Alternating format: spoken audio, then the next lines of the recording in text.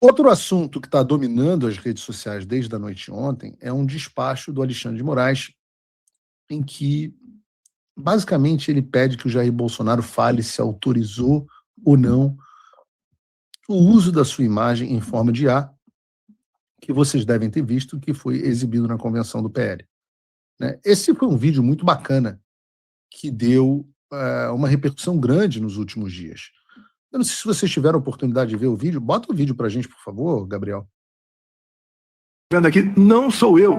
Isso é uma simulação da minha imagem e da minha voz feita com inteligência artificial. Como todos aqui sabem, eu estou preso e calado por uma decisão injusta e arbitrária baseada em algo que eu nunca fiz. Mas eu garanto, nenhuma prisão vai calar o sentimento de esperança que despertamos. Nenhuma prisão vai calar milhões de brasileiros que acreditam no nosso país. Por isso, peço que vocês recebam de braços abertos a pessoa que escolhi para me substituir, sangue do meu sangue, meu filho Flávio.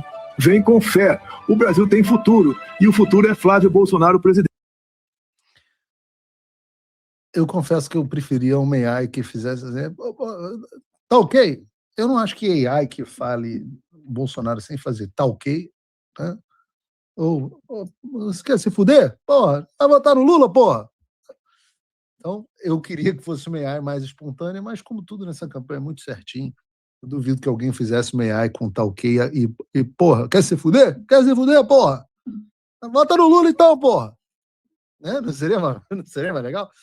Cara, eu vi essa inteligência artificial e eu não sei se por eu gostar muito do presidente Bolsonaro pessoalmente e tal, mas uma sensação que eu senti enorme foi de saudade. Né? Eu não sei vocês, eu senti uma saudade assim, falei, puta, que saudade desse cara. Saudade quando a gente era governado por ele, quando a gente assistia esse cara na televisão, quando ele falava as coisas que tinha que falar. Parecia, assim, com todos os defeitos do presidente Bolsonaro, que eu, por ofício, muitas vezes sou uma das pessoas que mais tem que apontar no nosso espectro político, pô, a gente tinha a sensação de que tinha alguém lutando por nós, né? Tinha alguém nosso lá. Essa é a sensação que mais faz falta. Hoje eu estava vendo o Trump e tal, o Trump tá velhinho, né? O Trump tem mais 2 anos aí de mandato, mas ele tá velhinho. E eu olhava e falava assim, puta, esse cara vai fazer uma falta do cacete quando for embora. E aí eu pensei no Bolsonaro, como ele faz falta. E veio esse vídeo, eu não sei se vocês sentiram a mesma coisa que eu. Saudade, o sentimento. Vocês sabem que saudade é uma palavra do português, né? Não dá para traduzir. E eu tenho efetivamente saudade. Então, mas enfim, o fato é que eles passaram esse vídeo sem tá ok e porra na convenção do PL, né, na convenção que confirmou o Flávio como indicado do partido para disputar a presidência. E é o que eu disse, é um vídeo, assim, como essa é uma campanha muito segura, na falta de um outro termo, dá para ver que esse é um vídeo que você bate o olho assim, você não vê nada demais. Só um Bolsonaro dizendo que é gerado por inteligência artificial, passando uma mensagem que é plausível, bonita e simples, né? Você vê um vídeo desse, você acha que num país normal isso não daria problema. Só que é claro que quem está no Xandaquistão não vive em um país normal. Né? E por isso o Imperador Supremo emitiu esse despacho absurdo, exigindo uma resposta absolutamente sem pé nem cabeça, para saber se ele autorizou ou não se o Bolsonaro autorizou ou não a produção e a reprodução desse vídeo. No despacho, o Alexandre deixa clara qual é a armadilha que ele armou para o Bolsonaro.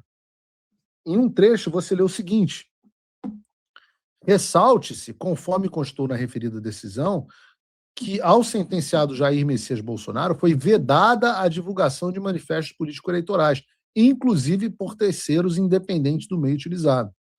Eventual concordância de Jair Messias com Bolsonaro com a divulgação de um vídeo produzido por AI, né, o IA, e amplamente divulgado nas redes sociais, contendo sua imagem e declarações ostensivamente político-eleitorais, constituiria nova e grave transgressão à decisão judicial, poucos dias após ser sancionado, Alexandre, e passível de reversão da prisão domiciliar humanitária para o regime fechado. Ou seja, vem com uma ameaça. Né? Se o Bolsonaro diz que autorizou a divulgação do vídeo, o Alexandre diz que isso se enquadraria como violação das condicionais que ele tem que cumprir para continuar na prisão domiciliar. Se o Jair diz que autorizou, ele se ferra. Ora, então, o que aconteceria se o Jair dissesse que ele não autorizou? Bom, a partir daí o Alexandre escreve também na decisão isso aqui. Por outro lado, se não houve autorização do custodiado Jair Messias Bolsonaro para a utilização de sua imagem e voz para declarações político-eleitoral, além de constituir desrespeito à ordem judicial por Flávio Nantes Bolsonaro e o Partido Liberal PL, tal conduta poderá tipificar a denominada deepfake, prática expressamente vedada pela legislação eleitoral, uma vez que haverá a caracterização de criação e divulgação de conteúdo sintético destinado a associar artificialmente a imagem, a voz ou manifestação de determinada pessoa a candidato, partido ou causa política sem sua expressa autorização. É o que diz a decisão do Alexandre. E eu espero que vocês tenham entendido, porque se o Bolsonaro diz que ele autorizou, ele viola as condições impostas a ele e o Alexandre diz que vai mandá-lo de volta para a cadeia comum. Agora, se o Bolsonaro diz que não autorizou, aí o Alexandre está dizendo que o Flávio e o PL descumpriram a ordem judicial e, portanto, eles estariam sujeitos a uma prisão ou qualquer coisa do tipo e teriam cometido crime eleitoral. E aí, nessa hipótese, quem se ferra é o Flávio e o PL. Prestem atenção que ele monta uma situação onde não há perspectiva de vitória. Qualquer uma das opções possíveis conduz a um resultado inevitavelmente negativo, ou para o Flávio ou para o Jair. Essa é a sinuca de bico no qual o Alexandre colocou a família. E assim a gente precisa também, antes de analisar isso e emitir qualquer opinião, voltar no histórico. Porque o problema não está apenas nesta decisão, mas na decisão anterior. A decisão anterior. A decisão que o Alexandre, inclusive, utiliza como referência nesse despacho. Eu estou falando da decisão que, agora, do dia 17 de julho, 10 dias atrás, 12 dias atrás, em que ele manteve a prisão domiciliar do Bolsonaro, mas proibiu ele de receber visitas com a finalidade político-eleitoral até o término do segundo turno das eleições. E aí proibiu também a divulgação de manifestos político-eleitorais, inclusive por meio de terceiros, e independente do meio utilizado. Com essa decisão, que baseia o despacho que a gente está comentando aqui da sinuca de bico, o Alexandre adotou um entendimento inédito no Xandaquistão. Obviamente contrário ao que está escrito no livro de direito constitucional escrito pelo próprio Alexandre. É sério. E contrário também às regras básicas do direito eleitoral. A suspensão dos direitos políticos sempre foi entendida, inclusive pelo Alexandre, como eu disse, como a perda do direito de votar e de ser votado, e o direito de exercer determinadas atividades partidárias. Mas no novo Código do Xandaquistão, a perda dos direitos políticos também significa a perda do direito de ter e manifestar opiniões políticas. Em outras palavras, o Jair Bolsonaro está proibido de falar ou de expressar as opiniões que ele deseja compartilhar.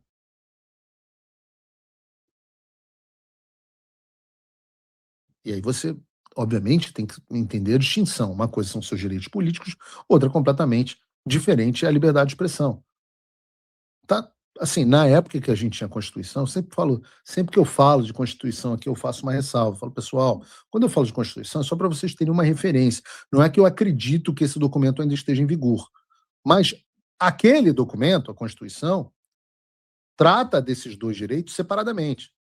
Suspender os direitos políticos de alguém significa que aquela pessoa não pode votar e não pode ser votada, o que é absolutamente diferente de proibir a pessoa de expressar os seus pensamentos, conversar sobre política, escrever uma carta ou emitir uma opinião sobre o futuro do país. E, de novo, eu faço referência só para vocês terem ciência.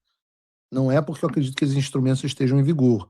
Mas se você vai na lei de execução penal, ela é absolutamente clara ao determinar que o condenado continua com todos os direitos que não tenham sido atingidos pela lei. Isso significa que cumprir uma pena não transforma um cidadão em alguém desprovido de qualquer garantia constitucional. Até porque, se fosse assim, né, não precisava nem existir garantia constitucional em primeiro lugar. E a coisa sempre foi entendida dessa forma. Não é hoje. Você pega, por exemplo, o caso Fernandinho Beiramar. Porra, o maior bandido do Brasil, traficante internacional, condenado a centenas de anos de prisão, principal chefe do Comando Vermelho, um dos caras mais perigosos do Brasil, colocado numa penitenciária federal de segurança máxima. O Fernandinho Beiramar deu pelo menos 6 entrevistas dentro da prisão.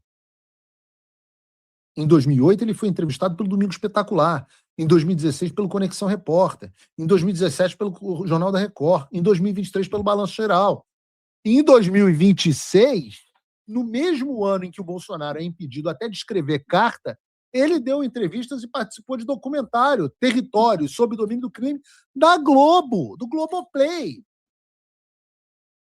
Pode vir uma situação onde o Fernandinho Beiramar pode dar entrevista dentro da cadeia, pode fazer documentário, pode dar a declaração que quiser, documentário da Globo, etc., tudo liberado. Mas o Bolsonaro não. Esse não pode dar entrevista, não pode escrever carta, não pode fazer manifesto, não pode receber visita que o Alexandre entenda que tem propósito eleitoral, não pode ver os filhos. E aí depois o nego não entende por que toma uma Magnitsky no rabo. Depois o nego não entende por que existe uma emergência econômica contra o Brasil. Porque o Xandaquistão é isso aí. O Fernandinho é o Brasil do Lula e do Alexandre, onde o Fernandinho Beiramar é tratado como um homem com todos os direitos, viva o garantismo, e o Jair Bolsonaro é tratado como um criminoso, não é nem um criminoso, como um perseguido político de um regime soviético. Aí vem os imbecis. Ai, mas Paulo, o Jair Bolsonaro é um político, a opinião dele impacta milhões de pessoas, é diferente. É mesmo. Então, tudo bem. Essa regra não vale para quem é político, certo? Não. Eu tenho mais de 8 anos de idade para lembrar que quando o Lula estava preso em 2018, ele escreveu uma carta indicando o Fernando Haddad como seu sucessor na chapa presidencial, na disputa presidencial. Essa carta foi lida publicamente por um dos advogados do Lula diante da superintendência da Polícia Federal em Curitiba. E o Haddad foi, de fato, o candidato do PT naquele ano. Mas, claro, aquele era o Lula. Para o Bolsonaro é diferente. Né? O Lula, quando estava preso, visita com caráter político não faltou. Recebeu Fernando Haddad, Gleisi Hoffmann, Boulos, Dilma Rousseff, recebeu o Pepe Mujica, o presidente do Uruguai. Não conseguiu acompanhar, né, Gabriel? Você quer que eu faça de novo? Vamos lá. Recebeu Fernando Haddad, Gleisi Hoffmann, Boulos, Dilma Rousseff e Pepe Mujica, que era o ex-presidente do Uruguai. E, na época, senador do Uruguai. Recebeu o Ernesto Samper, ex-presidente da Colômbia. Recebeu o Máximo D'Alema, ex-primeiro-ministro da Itália. O Eduardo Dualdi, ex-presidente da Argentina.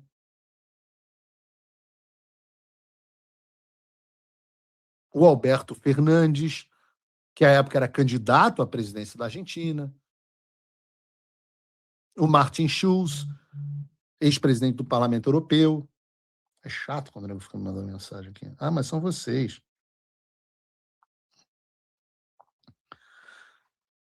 Então, assim, ou essas visitas não eram políticas, evidentemente não era o caso, né? Todos os caras eram políticos e até candidato estrangeiro o Lula recebeu, mas ou essas visitas não eram políticas, ou então a lei e a Constituição para o Lula são de uma forma e de Bolsonaro é para outra. Por isso que eu digo que não estão em vigor. Não estão em vigor, a lei não está em vigor, pô. Vale o Xandaquistão. O que me impressiona é como a imprensa trata isso. É como você não consegue que um jornalista Diga esse troço. Fica a pergunta, por que toda carta, uma carta totalmente eleitoreira pode ser escrita pelo Lula, lida pelo advogado, usado como instrumento de comunicação? Por que o Lula pode receber todas essas visitas? Por que o Bolsonaro está proibido de falar? Falar! A única conclusão é que o Alexandre transformou a suspensão do direito de votar e ser votado numa espécie de cassação do direito de opinião política.